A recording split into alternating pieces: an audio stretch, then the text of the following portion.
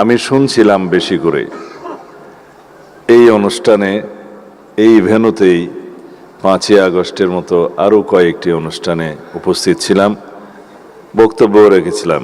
মাননীয় প্রধানমন্ত্রীও ছিলেন 2-1টা অনুষ্ঠানে। বিগত 2 বছর, আমারও 2 বছরের কম সময় এই জুলাইয়ের পরে কারো এখানে বক্তব্য রাখতে শুনেছি অন্ধত্ব বরণের 2 বছর 18 দিন, অর্থাৎ 5ই আগস্টের আরও 13-14 দিন আগে 2 চোখ হারিয়েছেন।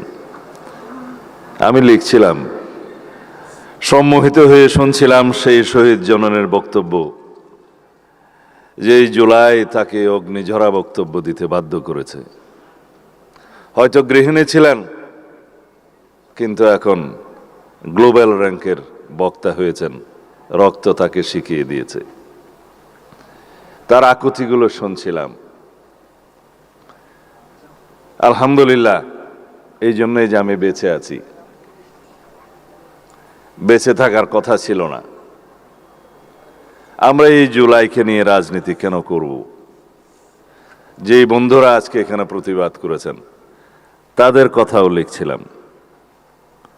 মাননীয় এমপি আক্তার হোসেন, রাশেদ এখানে বক্তব্য দিয়েছে, আমাদের মাননীয় মন্ত্রী সাকি বক্তব্য দিয়েছে। আমরা যারা সমন্বয় করছিলাম জুলাই আগস্টের এই গণ অভ্যুত্থানের পর্দার পিছন থেকে এবং সামনে থেকে, একবার বলেছিলাম আমাদের মাননীয় প্রধানমন্ত্রী যদি নির্বাসনে না থাকতেন, আল্লাহর কি মহিমা, হয়তো সুসমন্বিতভাবে এটা অর্গানাইজড ওয়েতে এই জুলাই গণ অভ্যুত্থান সমাপ্ত করা সম্ভব হতো না। কারণ যারা মাঠে ছিলেন তারা সবাই হয়তো কারাগারে অথবা অন্ধকারে। সেই অবস্থা ছিল। পৃথিবীর জঘন্যতম এবং ঘৃণ্যতম হত্যাকাণ্ড এবং জঘন্যতম স্বৈরাচারকে আমরা দেখেছি। যদি আমরা আয়নাগরে যাই, যেখানে আমার 61 দিনের অভিজ্ঞতা আছে, সেখানে একটা জানোয়ার 24 ঘন্টা থাকতে পারে না। আমরা সেখানে থেকেছি। আমার ভাই মীর কাসেম, তার ছেলে মীর কাসেম আলীর ছেলে মীর আহমদ ব্যারিস্টার, এখন এমপি, এখনো ট্রমাটাইজড। ব্যারিস্টার আরমান, সরি, কারণ ওর বাপের বন্ধু ছিলাম, আমি একসাথে জেল খেটেছি, তার নামটাই আসে কেবল মীর কাসেম আলীর। কাশিমপুর কারাগারে ছিলাম। তিনি আমাকে বলেছিলেন, আমি বললাম ভাই কেন ফেরত আসলেন? তিনি বললেন, আমি যদি না আসবই আমার ছেলেটাকে ধরে নিয়ে যাবে। ফাঁসি তো তার হলো, কিন্তু ছেলেকেও তো ধরে নিয়ে গেল। আমি একটা জ্বলন্ত ইতিহাস, জীবন্ত ইতিহাস। বাবা এই জন্যই ফিরে এসেছিলেন তার সন্তানকে রক্ষা করার জন্য, কিন্তু সন্তানকে রক্ষা করতে পারে না।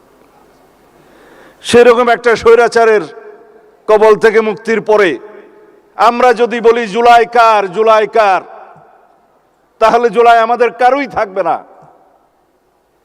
এই অবস্থা থেকে আমাদের মুক্তি পেতে হবে। পৃথিবীতে অনেক জাতি আছে স্বাধীনতার জন্য শতবর্ষ সংগ্রাম করে, কোনোদিন স্বাধীনতা পায় না। শতাব্দীর পর শতাব্দী চলে যায়, দশকের পর দশক চলে যায়, কিছুই ঘটে না। মোহাম্মদ লেনিন বলেছিলেন, there are decades, nothing happens there, but there are days and weeks, decades happen there. কোন কোন দশক আছে, দিন আছে, সপ্তাহ আছে, যেখানে শতাব্দী ঘটে যায়। আমরা সেই শতাব্দীকে নিয়ে এসেছি। নিউটনের কোন আপেল নয় আন্দোলন এবং বিপ্লব, গণ অভ্যুত্থান। সেই আপেলকে পেড়ে নিতে হয়েছে, পাকাতে হয়েছে।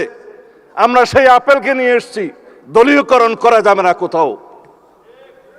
আমার ভাই পড়ুয়ার বলে গেছেন, গণভোটের গণরায় বাস্তবায়ন করতে হবে। আসুন একসাথে বসি। সংবিধান সংশোধন কমিটিতে আপনাদের আহ্বান জানিয়েছে, আপনারা এখনো নাম দেন নাই। গতকালকে প্রথম বৈঠক করেছি। জুলাই জাতীয় সনদের প্রত্যেকটা অক্ষর বাস্তবায়ন করা হবে, আমরা প্রতিশ্রুতি দিয়েছি।